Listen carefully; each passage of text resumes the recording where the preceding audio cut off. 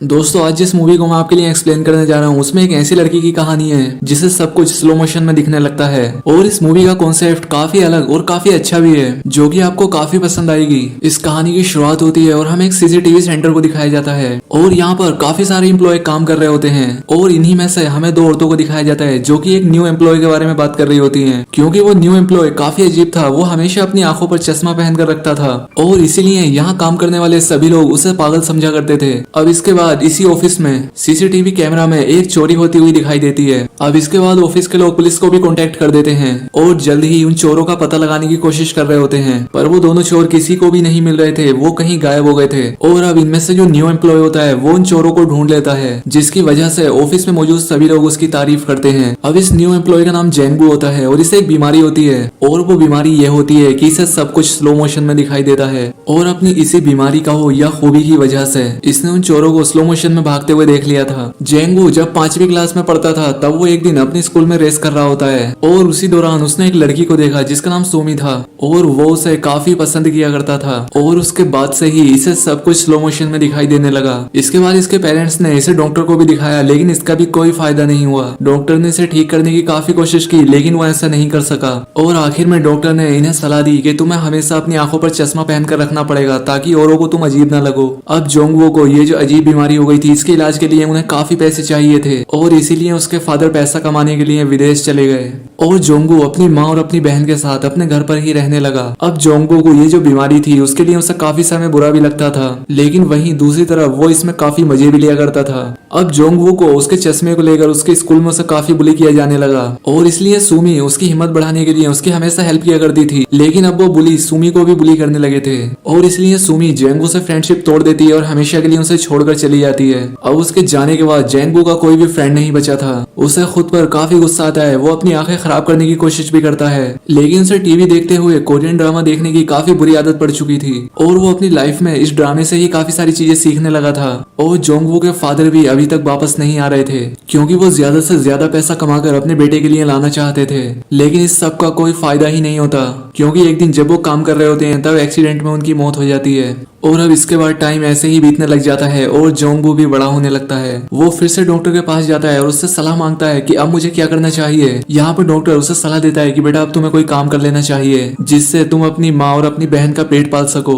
और अपनी इसी जरूरत के चलते जोंगू एक सीसीटीवी सेंटर में काम करने लगता है क्योंकि इसे वैसे भी टीवी पर लोगों को देखना काफी पसंद होता है क्योंकि वो बचपन से वैसे भी कोरियन ड्रामा देखते हुए ही बड़ा हुआ था। वहीं पर हम इसके साथी सियोक को दिखाया जाता है जो कि इसी के साथ सीसीटीवी सेंटर में काम करता है। वो हमेशा जोंगू से कुछ न कुछ सवाल पूछता रहता और जोंगू भी उसे उतना ही जवाब देता जितना वो सवाल किया करता था। दरअसल ये जोंगू का काफी अच्छा दोस्त होता है और वो इससे सवाल इसलिए पूछता रहता है ताकि जोंगू नॉर्मल हो जाए और सभी लोगों से घुलने मिलने लगे जैसे कि बाकी के लोग करते हैं। लेकिन जोंगू तो सीसीटीवी में देखकर लोगों के कदमों को गिनता रहता है ताकि वो जान सके कि लोग 10 कदमों में कहाँ तक पहुंच जाते हैं और 20 कदम में कहाँ। और वो इन सब की ड्राइंग भी बनाता है जो कि यहाँ काम करने वालों को ये बात काफी अजीब लगती है और इसीलिए वो सब पागल समझते हैं। सियोक इससे और भी अच्छी दोस्ती करना चाहता है और इसीलिए वो इससे बातें करता रहता है और इसकी गर्लफ्रेंड के बारे में पूछता है। यहाँ पर जोंगू को अपनी क्रश की याद आती है कि उसकी क्रश सुमी हुआ करती थी और इसीलिए वो अगले दिन उसके घर जाता है। अब सुमी भी जवान हो चुकी है और ये अब काफी सुंदर दिखती है, लेकिन सुमी भी काफी गरीब होती है इसलिए इसके ऊपर भी काफी कर्जा होता है और इसीलिए डेब्ट कलेक्टर उसके घर आता है और वो उसे उसका घर बेचने के लिए डराता और उसे धमकाता है। अब जोंगवू ये सब देख रहा होता है लेकिन वो उसकी हेल्प भी नहीं कर सकता था और ना ही सुमी से बातें कर सकता था, इसलिए वो वहां से चला जाता है। और अब इसके बाद से ये पूरा दिन सीसीटीवी में बैठकर सुमी को देखता रहता है और उसकी पूरी डेली रूटीन याद कर लेता है कि वो सुबह में किस वक्त काम पर जाती है और रात को वापस किस वक्त आती है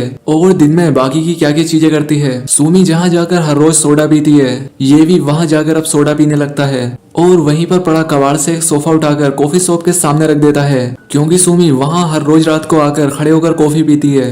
अब अगले दिन हमें सुमी को बस स्टैंड पर दिखाया जाता है और उसे वहाँ पर बारिश होने लगती है और जब जोंगबू ये देखता है तो वो अपनी साथी को लेकर वहाँ पर पहुंच जाता है सुमी को छाता देने के लिए, लेकिन सुमी उसे यहाँ पर लफंगा कहकर भाग जाती है। अब इसके बाद वो अपने साथी को लेकर उसी डॉक्टर के पास जाता है और उससे सुमी को इम्प्रेस करने का आइडिया लेता है। अब अगले दिन सुमी अपने ऑडिशन देने के लिए जा रही थी क्योंकि वो एक सिंगर बनना चाहती थी। उसका मैनेजर फोन पर उससे कहता है कि तुम लेट हो रही हो और इसलिए सुमी फोन पर ही उसे अपना गाना सुनाने लगती है और उसका गाना सुनकर वहाँ पर मौजूद सभी लोग इम्प्रेस हो जाते हैं। और अब यहाँ पर जेंगू भी हाथ में फ्लावर लेकर सुमी के पास पहुंच जाता है, लेकिन सुमी उससे कहती है कि मैं इन फूलों का क्या करूंगी, इससे अच्छा तो तुम मेरे लिए नूडल ले आते।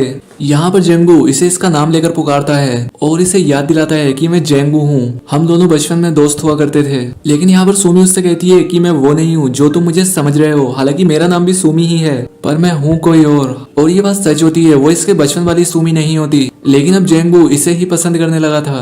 अब एक दिन जब जेंगू कहीं जा रहा होता है तब ये दोनों रास्ते में मिल जाते हैं। सुमी उससे पूछती है कि तुम सुमी को क्यों ढूंढ रहे हो, जिस पर वो बताता है कि वो स्कूल में मेरा क्रश थी। इसके बाद वो उससे अपनी हेल्प करने के लिए कहकर उससे अपना सारा सामान उठवाती है। अब अगले दिन जेंगू सुमी को रोड पर काफी खुश होते हुए देखता है क्योंकि उसने जो सिंगिंग ऑडिशन दिया था उसे उसमें सिलेक्ट कर लिया गया था और इस वजह से सुमी काफी खुश होती है और अपनी खुशी को सेलिब्रेट करने के लिए एक कैंटीन में जाती है। अब जेंगू भी वहां पर पहुंच जाता है और उसे बाहर से देखने लगता है और अब इसलिए सुमी उसे भी अंदर बुला लेती है और वो इसे अपनी म्यूजिकल स्क्रिप्ट दिखाती है, लेकिन वो इसे एक तरफ रख देता है और यहाँ पर सभी को अपना टैलेंट दिखाता है। सभी लोग चीजों को इसकी तरफ तेजी से फेंकते हैं और ये उन्हें पकड़ लेता है क्योंकि इन सभी लोगों को नहीं पता था कि वो स्लो मोशन में देखता है। सभी लोग उसके लिए तालियां बजाते हैं। अब अगले दिन जेंगू सुमी के घर के रास्ते के कदमों को गिन रहा होता है कि वो कितने कदम रखकर अपने घर पहुंच जाती है ताकि वो खुद उसके घर तक पहुंच सके। अब सीओ की सारी चीजें टीवी पर देख रहा होता है और वो समझ नहीं पा रहा था कि ये कर क्या रहा है। अब ये रात को सुमी से मिलता है जब वो अपने घर जा रही होती है और रास्ते में ये दोनों अपनी अपनी बातें करने लगते हैं। ये बताता है मैं सीसीटीवी सेंटर में काम करता हूँ। सुमी इसे अपनी उसी कॉफी शॉप में ले जाती है जहाँ ये हर रोज कॉफी पीती है, जहाँ पर कि इसने पहले सोफा रखा था।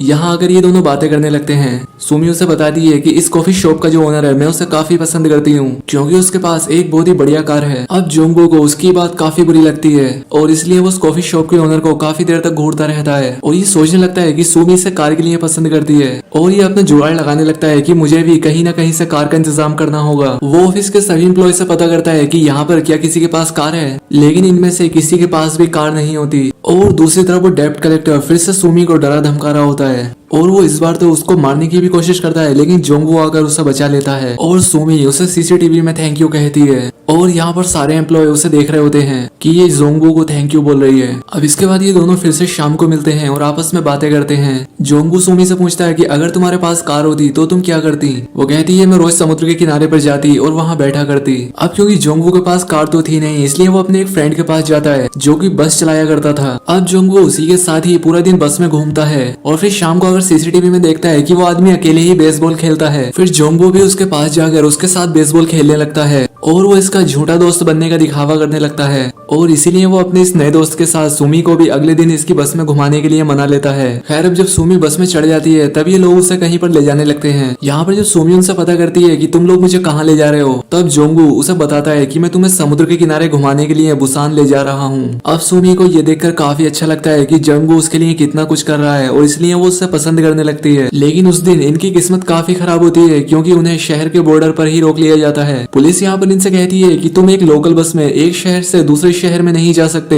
और तभी यहाँ पर सुमी उस पुलिस वाले से झगड़ा कर लेती है, लेकिन इसका कोई फायदा नहीं होता और इन्हें मुड़कर वापस शहर जाना पड़ता है। अब अगले दिन इनके सीसीटीवी डिपार्टमेंट का सीन दिखाया जाता है जहाँ पर इनका बॉस इन्हें बता रहा होता है कि शहर में काफी लड़कियां गायब होने लग रही हैं और इसलिए तुम सभी अच्छे से लोगों पर नजर बनाए रखना। और तभी जोंगू की नजर सुमी पर पड़ती है जो कि सीसीटीवी से अचानक से गायब हो जाती है और इसीलिए जोंगू उसे ढूंढने के लिए बाहर भागता है और तभी सुमी उसके सामने आ जाती है और वो उससे कहती है मैं तुम्हारे साथ प्रैंक कर रही थी। दरअसल वो यहाँ पर जोंगू का टेस्ट ले रही थी कि वो उसे ढूंढने आएगा भी या नहीं। इसके बाद सुमी जेंगू के पास आती है और उसका चश्मा उतार कर उसे किस कर लेती है। अब रात को जेंगू सुमी को उसके घर छोड़ने के लिए आता है और अब जैसे ही सुमी घर के अंदर जाती है तो वो वहाँ पर देखती है कि वहाँ पर उससे लोन लेने के लिए गुंडे आए हुए होते हैं और वो उसके घर में तोड़फोड़ मचा देते हैं। अब जोंगू ये सब बाहर खड़ा होकर देख रहा होता है और वो उसे बचाने की कोशिश करता है, लेकिन तभी अचानक से उसे सब कुछ दिखना ही बंद हो जाता है और वो वहाँ पर बेहोश हो जाता है। अब कुछ देर के बाद जब उसे होश आता है तब ये दोनों वहाँ पर बैठकर बातें करने लगते हैं। अब वहीं पर बिखरे हुए सामान में सुमी को उसकी कुछ फोटो मिलती हैं जो कि जोंगू ने बचपन में उसके लिए बनाई थी और ये सब देखकर उसे यहाँ पर पता लग जाता है कि ये वही सुमी है जिसे ये बचपन में पसंद किया करता था। अब इसके बाद जब वो अपनी आंखों का चेकअप कराने के लिए डॉक्टर के पास जाता है तो उसे पता लगता है कि वो कुछ ही दिनों में अंधा हो जाएगा। अब क्योंकि जोंगबू को ये बात पहले से ही पता होती है और इसीलिए वो जब भी किसी जगह पर जाया करता था वो कदमों को गिना करता था और वो अंधा होने के बाद भी सुमी के घर तक पहुंच सके। लेकिन वहीं दूसरी तरफ सुमी अपना कर्जा उतारने के लिए अपना घर बेच देती है और अपना सारा सामान लेकर उसी शॉप में चली जाती है जहाँ वो काम किया करती थी, जिसका मतलब था कि अब वो वहीं पर काम करेगी और वहीं पर रहेगी भी।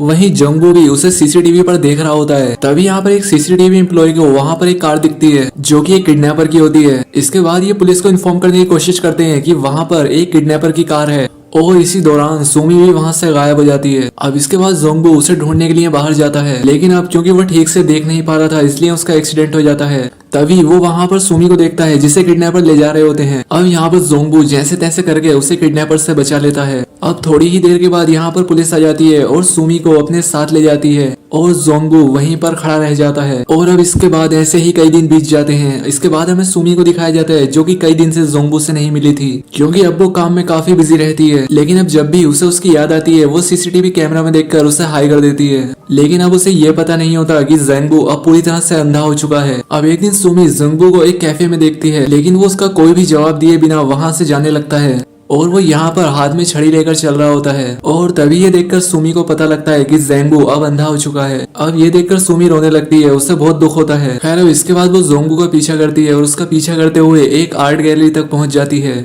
यहाँ पर जोंगबू ने सुमी की बहुत सारी पेंटिंग्स बना के रखी होती हैं। अब ये देखकर सुमी बहुत खुश होती है क्योंकि भले ही जोंगबू ने अपनी आंखें खो दी थी पर वो अभी भी सुमी को बहुत प्यार करता था। वो अगले दिन फिर से जोंगबू का पीछा करती है, लेकिन तभी जोंगबू पीछे मुड़ता है और उससे पूछता है कि बताओ कहाँ चलना है, क्योंकि जोंगबू भी जान चुका था कि सुमी उससे प्यार करती है और वो भी उसका हमेशा पीछा करती है। अब यहाँ पर ये दोनों एक दूसरे को गले लगा लेते हैं और इसी के साथ ये मूवी यहाँ पर एंड हो जाती है। तो दोस्तों वीडियो कैसी लगी कमेंट करके जरूर बताएं, साथ ही चैनल को सब्सक्राइब और वीडियो को लाइक जरूर करें। तो आज के लिए बस इतना ही, मिलते हैं हमारी नेक्स्ट वीडियो में।